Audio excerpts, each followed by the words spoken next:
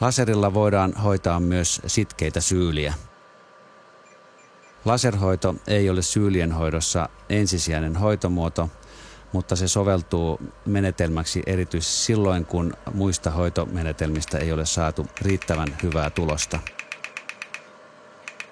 Toimenpide on jonkin verran kivulias, joten usein tarvitaan paikallispuudutus. Hoidon jälkeen kannattaa varata muutama päivä lomaa, koska jalka voi astuessa olla hieman kipeä.